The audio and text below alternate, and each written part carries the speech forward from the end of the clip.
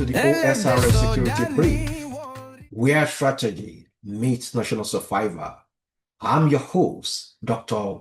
Oludare Ogunlana, founder of Ogun Security Research and Strategic Consulting. And today, I'm taking a look at broken badges, the state of Nigerian police force, and the road to reform. Today, I want to examine that troubled state of Nigerian police, that critical institution that is now associated with dysfunction, fear, and neglect. Yet, there's a path forward. There's always a path forward through truth, reform, and courageous leadership. We can all come together and rebuild a police system that truly serves the interests of Nigerian people, not that interest of certain cabal.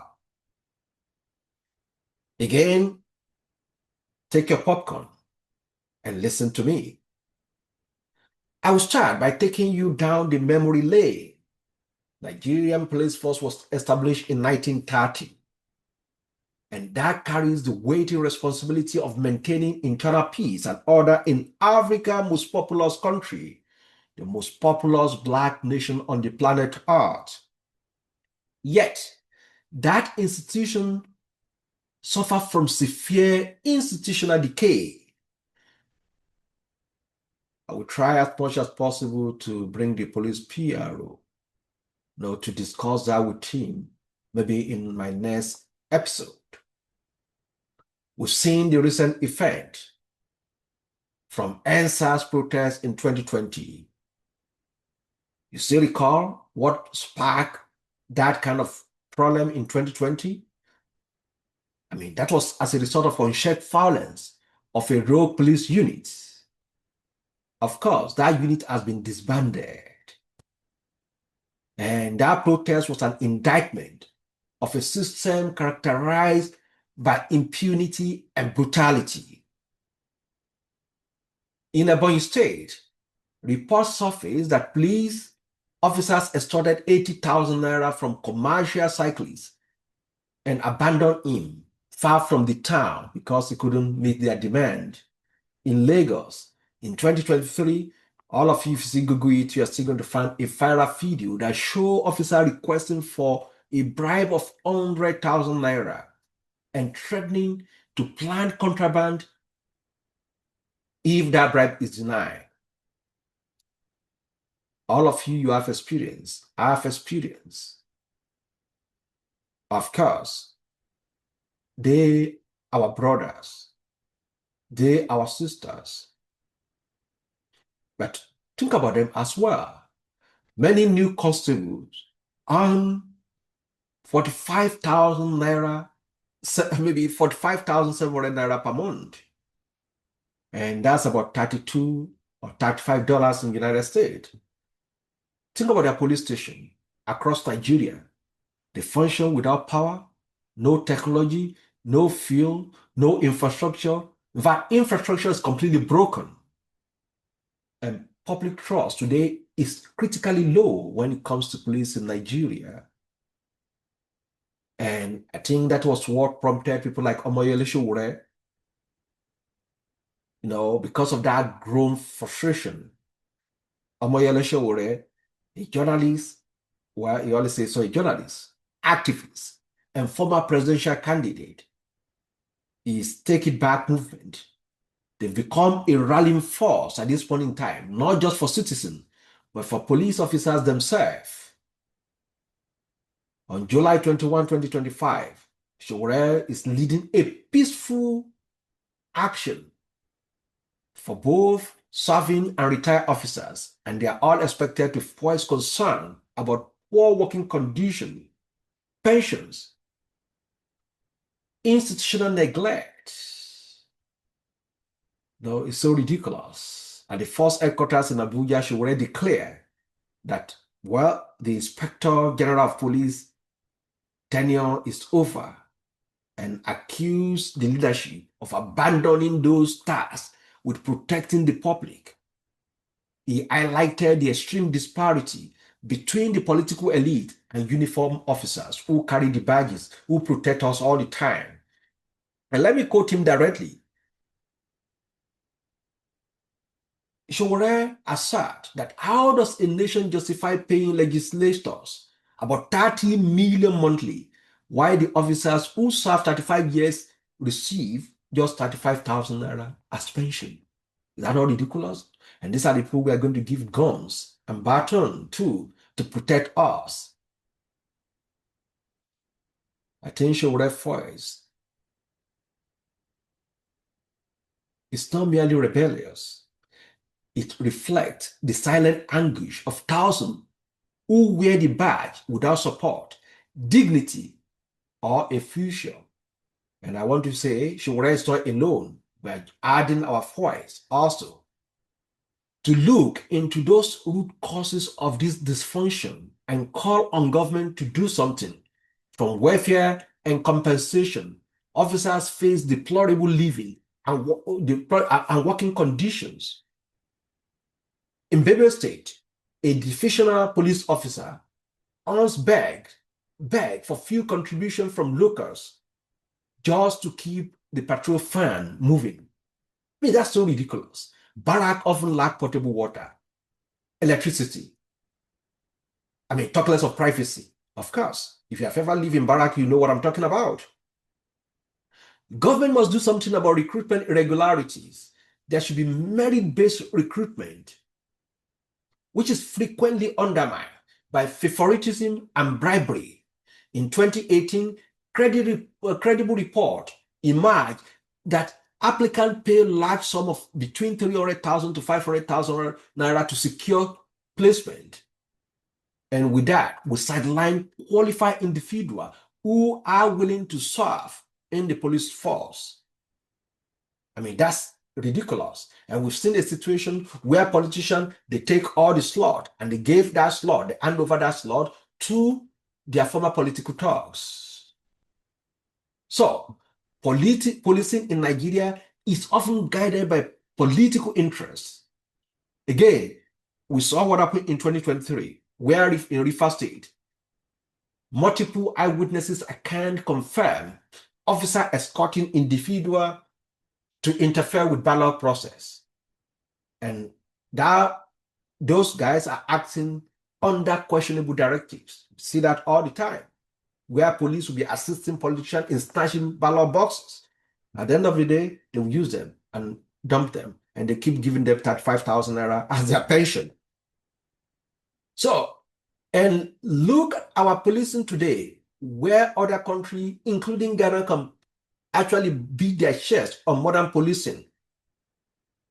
Many officers lack access to basic technology. In Nigeria, modern investigation method, forensic equipment, or even case tracking system, they are all absent. Interrogation often rely on coercive measure due to lack of training and tools. How do we call that modern policing? We've seen impunity and lack of discipline. I give you a case of Kwara State, where a female officer filmed herself threatening a civilian with false allegation unless money was paid. The disciplinary outcome was mere relocation, no accountability. All this has caused emotional strain and low morale for those who actually wear badges. We've seen constant exposure to risk, disrespect, and neglect that has left many officers struggling emotionally. In Kaduna, a senior officer facing long-standing unpaid settlement experienced a form of personal health crisis, reportedly after emotional exhaustion. And that incident is just one among several across country. And that reflects an urgent need for mental health support. And we have to do something about that. And why is everything so difficult in Nigeria? Why is it that we cannot do anything right for ourselves? I mean, take a glance across the world. In Georgia faced similar problem. They faced with endemic corruption. What did Georgian government do? Georgian government dismissed over 30,000 officers and rebuilt its police force from scratch with higher salaries, transparent system, and public trust mechanism, and corruption level dropped drastically. And before going furthermore, let us start here in Africa. Rwanda is a very good example. In the aftermath of genocide, Rwanda rebuilt a professional police system rooted in training, trust, and community service. Today, Rwanda operates one of Africa's most respected internal security services.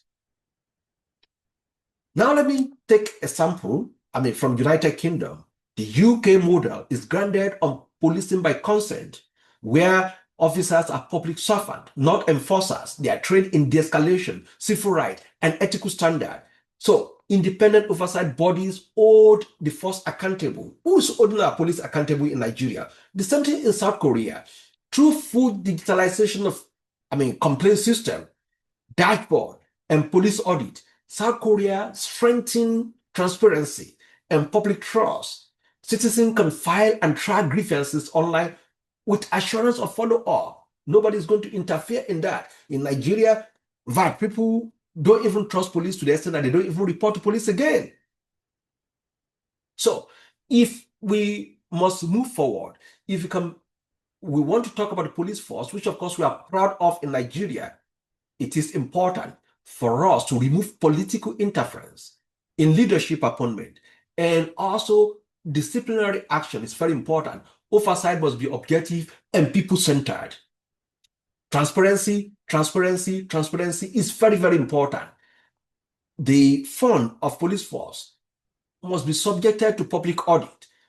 The resources we are channeling to training, tools, and dignified pay for our men in uniform.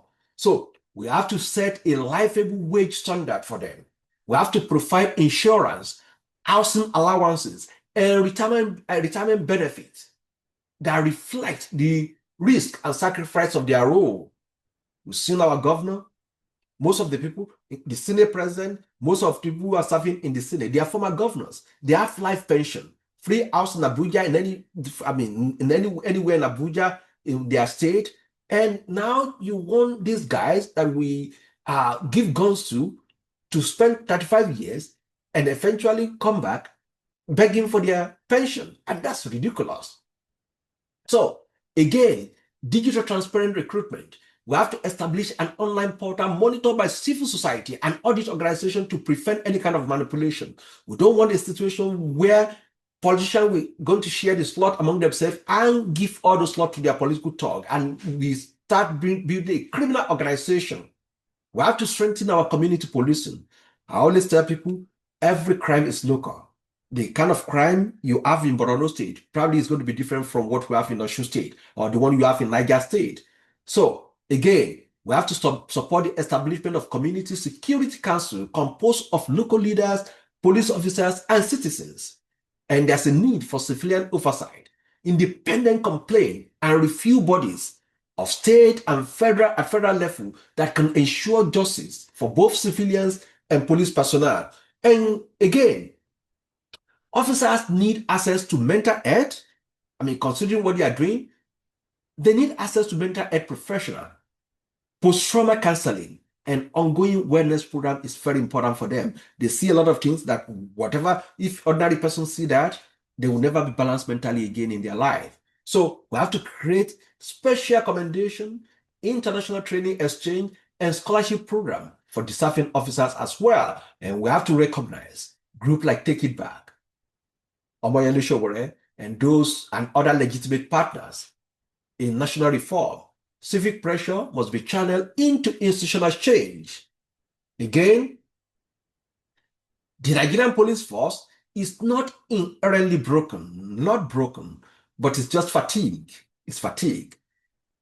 And I'm very sure that if we focus on this reform, I'm telling you that our officers, they are not feeling. They are also victims. They deserve respect. They deserve support and working environment worthy of the trust we place on them.